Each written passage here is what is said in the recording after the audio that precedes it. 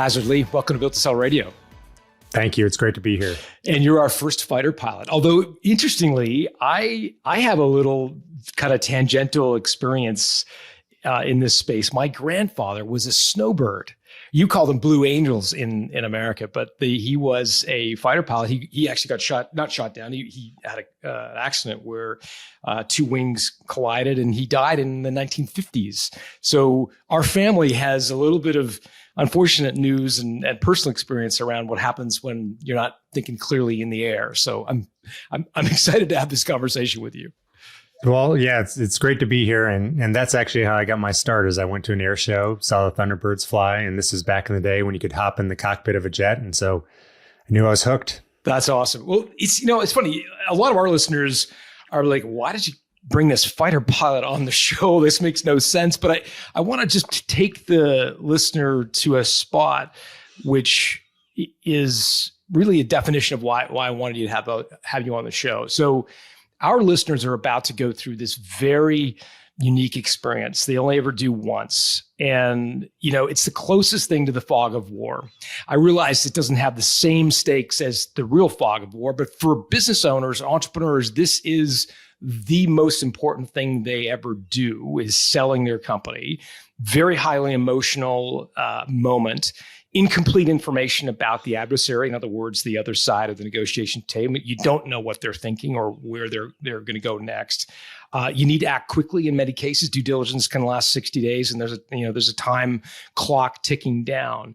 And there's no way they can train for it. I often characterize it as similar to, you remember Sully, the guy who landed the plane on the Hudson River. It's like Sully had done everything there was to do in an airplane, right? He trained people on how to fly 747s or whatever. He'd never, ever had the chance to practice landing an airplane on a river, and he had to grease the landing. And I think that's the equivalent, I think, of as entrepreneurs trying to do this, selling their business. And so they need to think clearly at a very, very high stakes moment. And so I thought you are the world's expert on thinking clearly in high stakes moments. So I wanted to have you on the show. Yeah, I agree. I think, as fighter pilots, our job, if you boil it down, it's to make decisions, thousands of decisions each flight, often with incomplete information and lives on the line. It's really something that we've been focused on for over 50 years. You can see over my shoulder, I have John Boyd's book, and John Boyd was one of the original, aircraft thinkers of how do we make decisions in a practical environment with a lot of uncertainty. And it's because we're leveraging technology. The technology we fly is some of the best in the world. The aircraft I fly, the F-35, it can allow me to fly 100 times faster than I can run. I can carry 100 times more.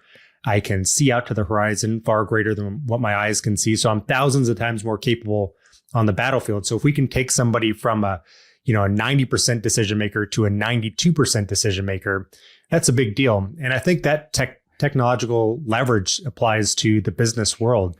So we are using technology. The phone you have in your pocket can do the job of dozens of people from just a few years ago. So I think there's never been a more important time in history to be a good decision maker than now. Yeah, no, 100%. And again, the stakes are so much higher when you're selling a company than when you're running a company, because the selling is this thing that you do once, and it's oftentimes makes people feel very out of their depth and can really cause poor decision making.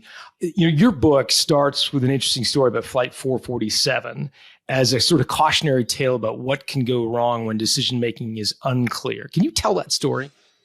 Yeah. So the big picture, Air France 447 was taken off from Brazil. They were bound for France.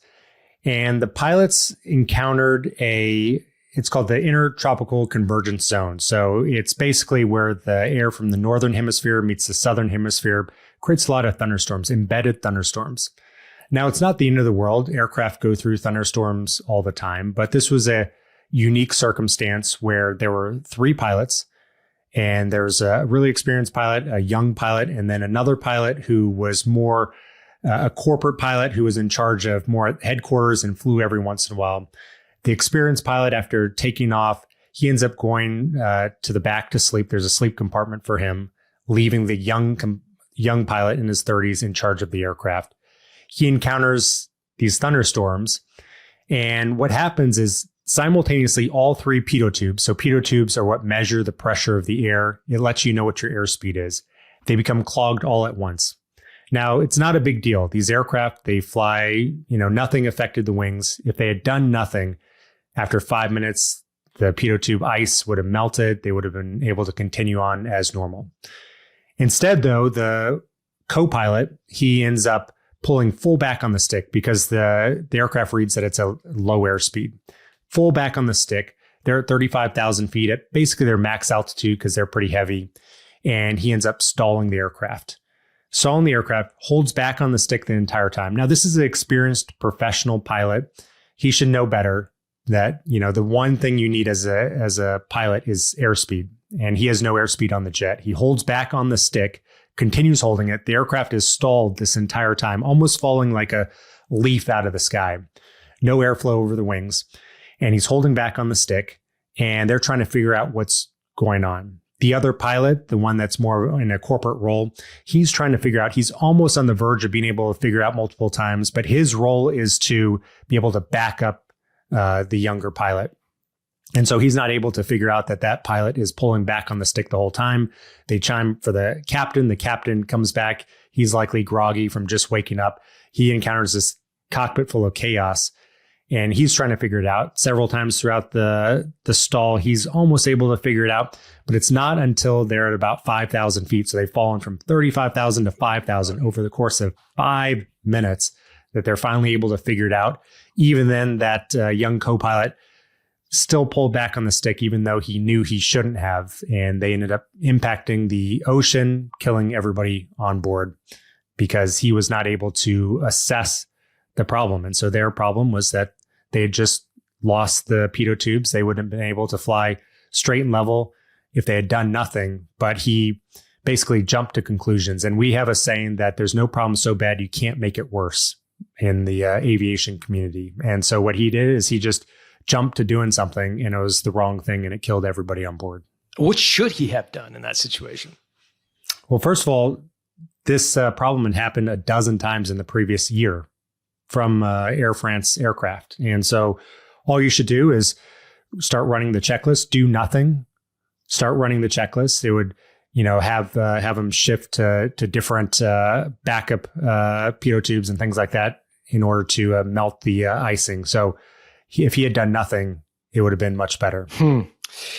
What can we learn about decision-making and apply it to the process of this very high emotions, high stakes decision to sell?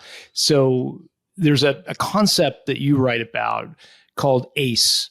And I think it's probably a good decision-making framework for entrepreneurs to think about as they're approaching potential acquisition conversations. Can you walk through what you mean by ACE and the ACE helix? Yeah. So the way we make decisions as fighter pilots is something, it's simple to do, but it's also challenging. You're often your own worst enemy, especially when it comes to emotion. The co-pilot clearly knew that pulling back on the stick wouldn't have been a great thing on the ground, but in the moment, he wasn't able to execute it. So ACE stands for assess, choose, and execute. And it's this framework for how to make decisions. Because I don't know about you, but in school, never learned how to make decisions properly. It wasn't until I got to pilot training where I really started focusing on decision making. That's one of the things they teach us as fighter pilots. And the first thing you want to do is to assess the problem in front of you. So do nothing. In fact, we have a saying that old fighter pilots tell us to wind the clock when you have a problem. So all these sophisticated aircraft, $100 million a piece, they have old analog clocks that are hand wound in case everything fails. Do they and really? So those pilots, yep. That's so crazy. Those pilots will tell you when you have a problem, an emergency, or a big decision to make, reach down, wind the clock. It's a completely useless task. There's no use to it other than to have you pause, take a breath, take it all in before moving on. Because just like that co-pilot, he jumped to conclusions as opposed to just taking a breath and assessing the situation. And so what we do is what we call it is our cross check. So the different parts of information that we're taking in to build this mental picture of everything in front of us. And I'm sure it's the same case for business leaders out there. Next is being able to come up with solutions and then choose the correct one. So coming up with solutions, that's creativity. So often people are spring-loaded to just go down one path. And the reason is because it doesn't feel like you're making progress when you're just brainstorming different potential solutions. So often we only spend, a split second doing that, or as a group, because as fighter pilots, we make decisions that are in a split second, but sometimes we're planning decisions that are years into the future if we're planning some sort of a, long-term mission. So you want to be able to come up with a bunch of different options. After that, choose the correct one. And the framework we use for that is finding the expected value. So what is the good that can happen from it? What is the probability of that happening minus the risk? What's the bad times the probability of that happening? And then lastly, it's to be able to execute. So being able to execute comes down to a couple things. Usually it's being able to stay in your optimal band of performance. So this is something the Air Force has been studying since World War II, when they found that good pilots were making simple mistakes in combat and getting themselves killed. And so they found that if you're not stressed out enough, then you're going to be complacent. You're going to be making mistakes out of boredom.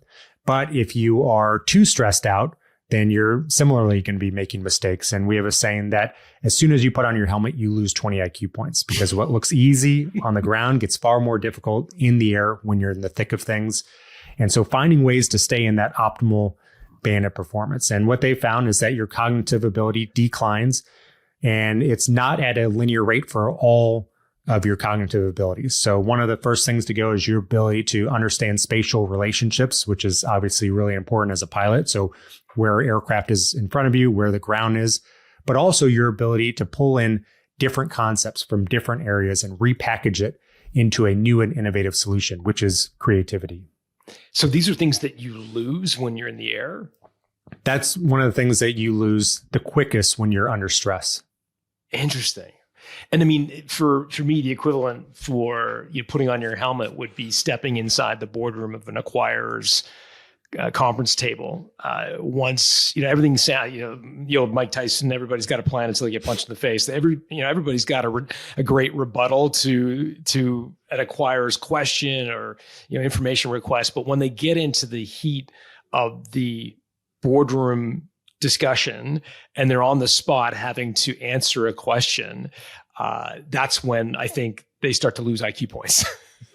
Well, I'll give you an example. So we will take new pilots up to refuel. And so we have these giant aircraft, they're like airliners, and we'll pull up right behind them. They're flying gas stations, and it's a fully manual maneuver. And new pilots, they've been taught their entire career never to hit another aircraft. And now you're intentionally doing it, going 350 miles an hour. And so they'll be sitting in a seat just like this, not even maneuvering, nothing going on, and their heart rates will be 170 beats a minute. Really? And so, wow. At that level of stress, you first of all don't have the fine motor acuity to be able to maneuver, in a reasonable way behind the aircraft. So we call it squeezing the paint out of the stick. And so we work with them to activate their parasympathetic nervous system to calm themselves down. But also from a non-physical standpoint, being able to make those decisions when so many people are counting on you.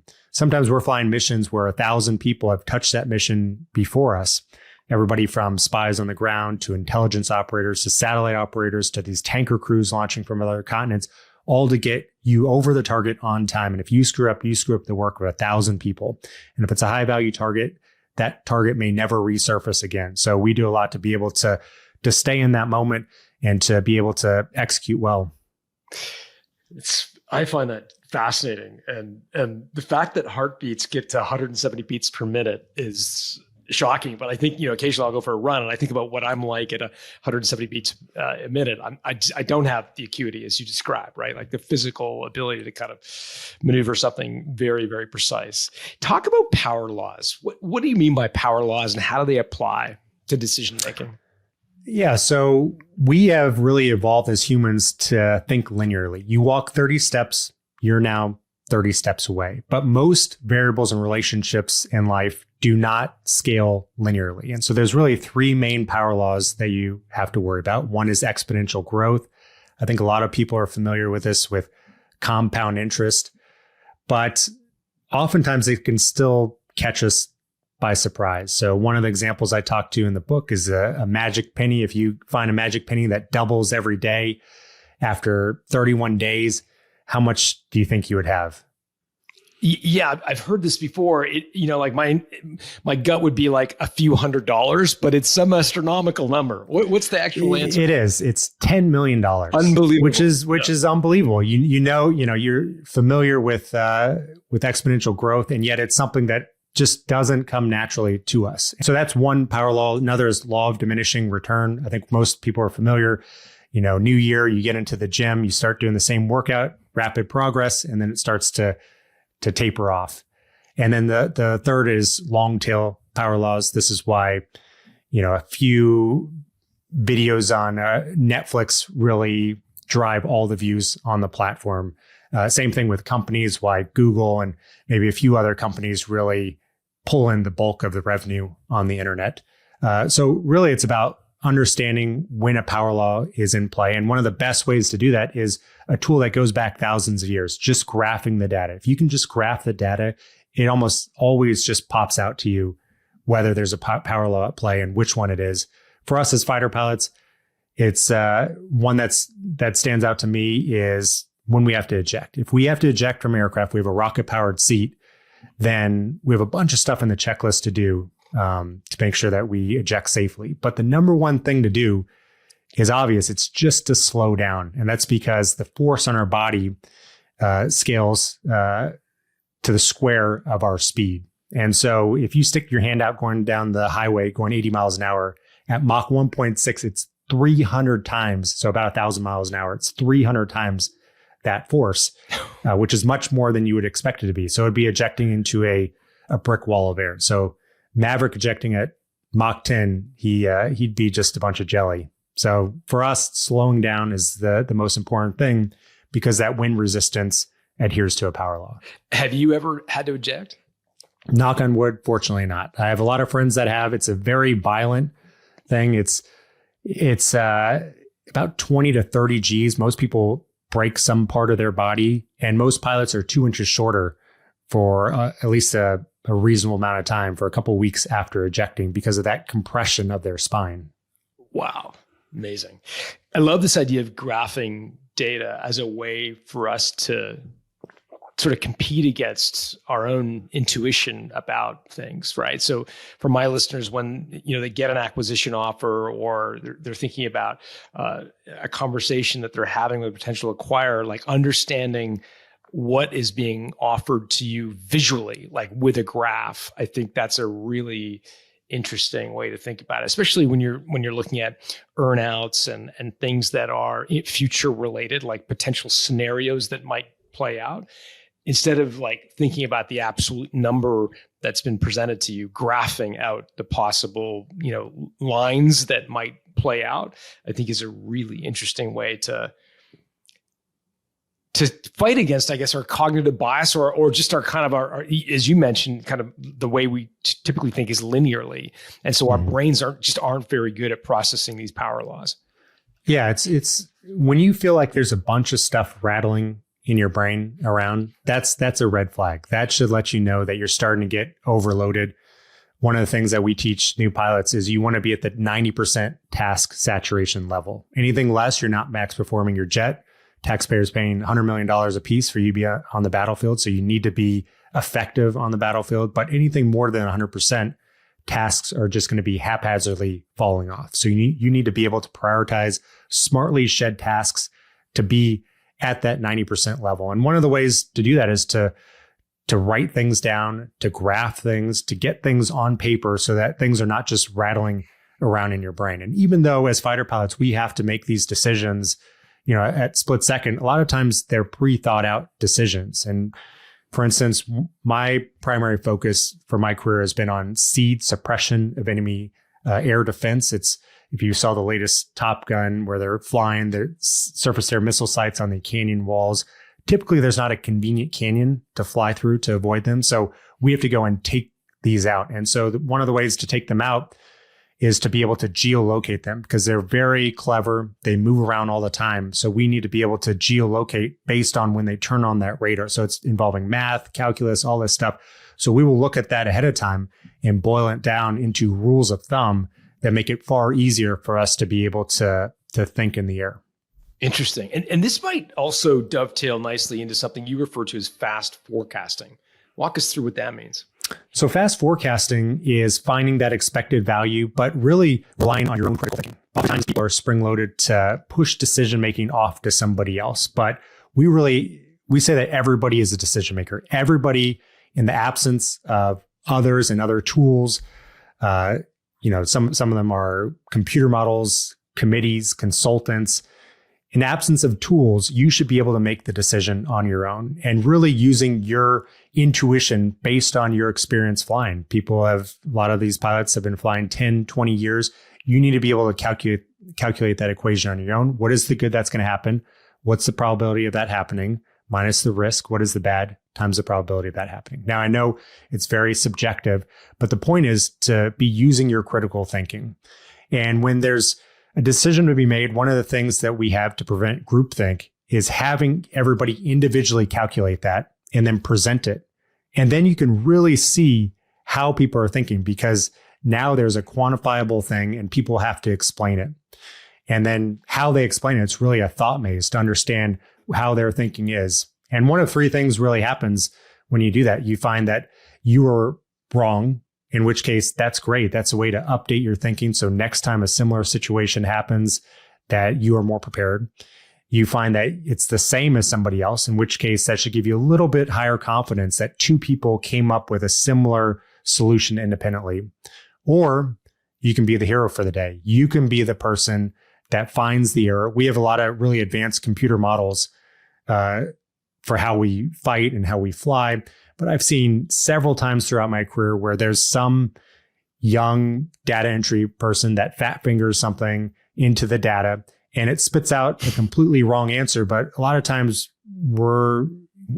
these models are so complex that people treat us as dogmatic that, it's always going to give the right answer. And it's only by somebody coming up with their own solution saying that doesn't look right. And then we go through, what people put into the computer model that they were able to figure out that it was completely wrong. Interesting. A lot of our listeners would be in a partnership and doing some of this fast forecasting independent and then sharing your results with your partners, I think is an interesting exercise. If you guys get to the same probability of failure, the same probability of outcome, that's an interesting insight. If you're wildly over anticipating the bad or under anticipating the good, et cetera, that's also going to come out and doing it independently and then sharing your own analysis as opposed to getting in a boardroom and hashing it out without the data, I think is an interesting analogy. The other thing I love is I just had the opportunity to interview Chris Voss, the guy behind Never Split the Difference, the book on negotiation. Mm-hmm. And one of the things he talked about was,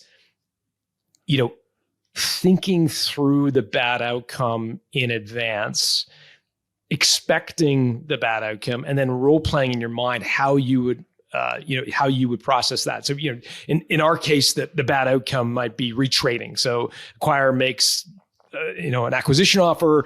10 days later, they lower the acquisition offer. And that can be a very emotional time. And instead of just reacting in the moment, Voss talks about this idea of like rehearsing that in advance. It sounds a little bit similar to what you're describing. And I'm assuming it also is something that you will train. And that is thinking about the potential negative outcome, i.e. having to eject, and almost like role playing what is the checklist in advance, kind of living that experience so that when you actually experience, it doesn't feel like the first time. Absolutely. For us, we call it chair flying. So being able to go through an entire sortie in your mind. It's something they teach us from day one of pilot training. And even to this day, I won't chair fly the entire sortie because I've already broken it down and really chair fly, for instance, the takeoff, all that stuff enough. But different aspects of it, I will think through every single sequence of how it should go. First, you should do it perfectly. You should bring in as many senses as possible. That's really the key to chair flying, to bring in the smell, bring in what you're going to be feeling, because essentially it's a free chance of doing it. You talked about a lot of the people listening will only sell their company once. this is your chance to sell your company 1,000 times in your brain. And so before every flight, we will chair fly that flight. You want to chair fly it going perfectly the first time. And if you kind of screw up in your mind, keep redoing it till it's perfect, because that helps give you confidence to know that you've done it successfully before. Once you've done that, now you want to have things go wrong. You want to visualize failure, all the possible areas that can go wrong, and what you would do to get yourself out of that. One of the tools we use in pilot training is called stand up. And it's something to add a little bit of stress to everybody. And so the whole class will be sitting around the room, and one person will be called up to the middle of the room. And then the instructor pilots will give that person a scenario. They'll say, for instance, you're flying at 30,000 feet. You now detect a firelight on. You have the aircraft, and you'll have to walk everybody through what you're doing and how you're thinking. And it's great because it adds a little bit of stress, because you're going to experience a lot of stress when you're flying. Because if you screw up, you get told to sit down, and the next person takes over. So yeah, visualization, very important to be able to continue to get reps, because a lot of times when we're flying, we don't get a lot of reps. It costs about anywhere between $35,000 and $50,000 an hour per aircraft to fly per hour. And so, there's not a lot of reps. You need to make each one count. That's incredible. And for my listeners, the equivalent of a stand-up would be meeting with your advisors, get your M&A professionals in a room, and have them pepper you in advance with the likely questions that an acquirer is going to ask you, and force you to answer them in front of them. And that's a very low-risk way of getting the kind of bugs out of your potential responses. So that's great. I want to talk about flying and staying calm and thinking clearly under pressure. So there's a couple things we talked about already. I love the analogy of wind the clock. I found it fascinating. There's an analog clock in every airplane, but that idea of just slowing down in your brain. I love chair flying. What else can people do to stay calm? And again, I'll give you an analogy. So typical scenario might be, you're in a boardroom meeting. An acquirer has asked you a question. You feel out of your depth. You don't know how to answer it. This is a one-shot deal. If you can't answer it, they're going to move on. If you answer it the wrong way, you could expose yourself to legal implications. There's a lot of stakes at play, and so I'd be curious to know. People have the intelligence when they're on the equivalent of the ground, and they're at their office, that they feel really smart and know what the answer is. But then when they get in the situation and their heart rate starts to go up, what else can they do to just kind of keep their mind clear? I think it comes down to preparation. And even though that people are only going to get one shot at selling their company, they can still do a lot of preparation. As you talked about, red teaming, where you're having other people ask you the questions that you're expecting. You don't rise to the level of your expectation, you fall to the level of your preparation. And we will spend a lot of time preparing and doing these missions and training before we go into combat. We'll make it even more difficult in training, because we know that you're going to lose IQ points when you actually go into combat, because it gets a lot more challenging. You get onto that other side of the stress curve. This is one thing that I've been dealing with and teaching a lot, because I've been an instructor pilot, teaching some of the best pilots in the world. I've taught hundreds of them. And these are incredible pilots, but they're in their mid-20s. And so they come to us and they've never really made a lot of mistakes. And we push them to the level where everybody makes mistakes. Everybody starts off as a terrible fighter pilot, and you build from there. And so you'll be flying with one of these students and they will make a mistake, and as they inevitably will. And then they'll make another mistake, and it'll snowball out of control. And it's because they're not staying in the present moment. When they make a mistake, they're now focusing on that mistake. They're focusing on how they're not used to making mistakes, how they might wash out of the program, because up to this point, it's very selective. You're continually washing out people. And so they'll let a small mistake spiral out of control. And within 2 or 3 mistakes, because of the speeds we're flying, it will turn into an unsafe condition. And now they really will have to worry about either what we call hooking the flight, failing the flight, and potentially other ramifications after that. And so I think the number one thing to do is if you've made a mistake, you don't want to be dwelling on it. Don't worry about that. You're now in a new reality. You have to get yourself out of that position. And I think the best tool for that is the debrief. And so the debrief is really, it's sacred for us as fighter pilots. If you ask any fighter pilot where the most learning happens, it's in the debrief. And the reason why it's important for being able to stay in the present moment is you shouldn't be grading yourself and judging yourself in the moment. You should have a set aside time to doing that. And so when we fly, we'll fly for about an hour, hour and a half in training. In combat, sometimes far longer. After the flight, we'll spend sometimes 2, 6, 10 hours debriefing that sortie, going through every single thing that went wrong and ways that we can correct it. Sometimes we'll listen to the same radio call 10 times just to find ways to tweak it just a little bit to make it better the next time. But having that debrief set aside, you know that there's a time to think about your mistakes. It's right there on the schedule. You're going to sit down. You're going to think about the mistake. It doesn't have to be 8 hours. It can be 30 minutes. Really what you're trying to do at the end of the day for these students, I'm trying to find 3 things that they did well to keep their confidence up and 3 things that they can work on for next time. That's it. If you do that over the course of 100 flights, just get 1% better each one, you're going to make significant improvements. But I think the number one thing for helping people to stay in that present moment is to not judge yourself in that moment. Have a set aside time later on when you can really dig into it. I love this. And for my listeners, what you need to do is schedule a second meeting with your advisor after every conversation you have with an acquirer. So your advisor is going to trot you out to an acquirer. You're going to sit down with the acquirer. They're going to ask you a bunch of questions. And instead of leaving and then kind of high-fiving and going off in your separate directions, have an hour or 2 scheduled to debrief with your advisor, because they're in confidence going to be able to tell you what you said right, what you said wrong. There's a story in my first book, Built to Sell, where the M&A professional kind of has a debrief with the entrepreneur and explains why he answered a question poorly. The question was, why do you want to sell your company? And he blurted out the truthful answer, and then she went on to explain what a terrible way that was to answer it. But to your point, if the entrepreneur knows that there's a spot on the calendar after to kind of wallow in the things they said wrong, they don't have to think about it in the moment. The other thing that occurs to me, Hasard, as you're talking, is that entrepreneurs don't have a boss.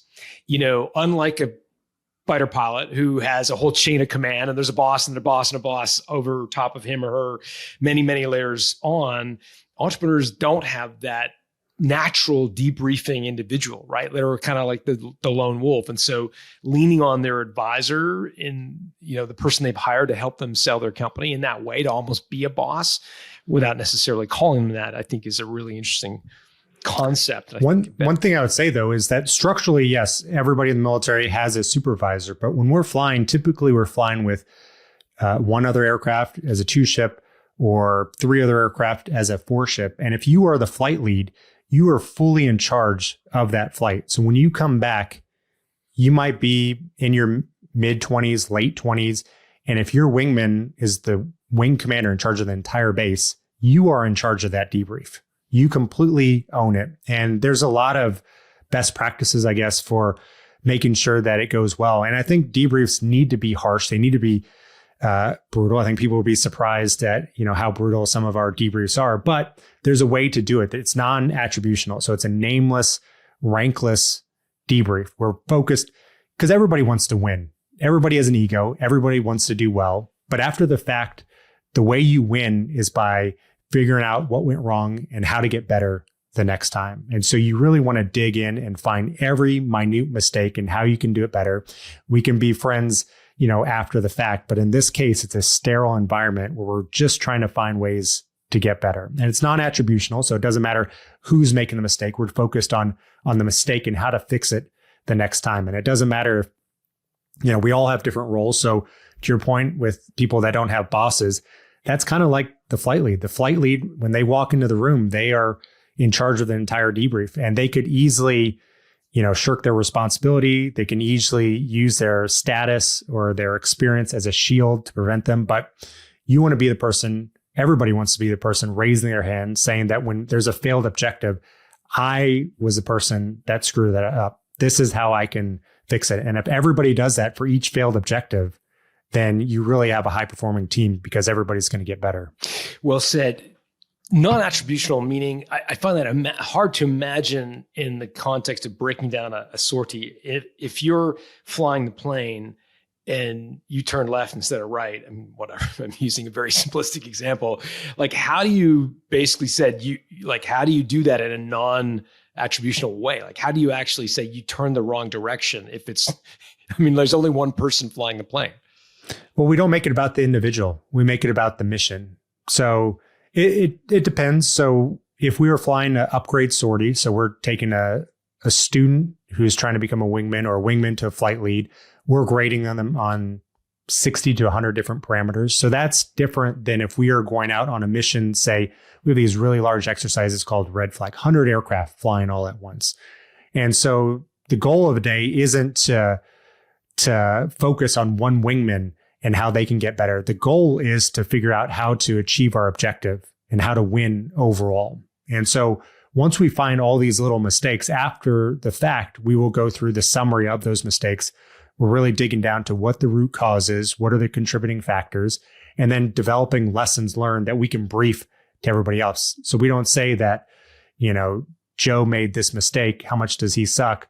We're saying that, in the future, when you're shooting a Fox 3 AIM-120 missile, this is the way to do it, as opposed to focusing on one person. Some of my perception of fighter pilots is sort of Top Gun related, right? Like, I think of the first, I'm old enough to remember the first one. Now, of course, the second one, and all the characters in that are kind of like your high school quarterback type of guys, most guys, and some women, I think, in the new one as well. You don't think of them as being physics majors. They're sort of more like your frat guys. When I talk to you and listen to the level of mathematics and precision and even your dialect, the way you speak, let alone the kind of math you're doing in real time, it strikes me that my perception of what it takes to be a fighter pilot is totally wrong. Like, how did you do in high school? What kind of marks did you get? I'm curious to know. This probably is a very hard thing to become a high-level fighter pilot.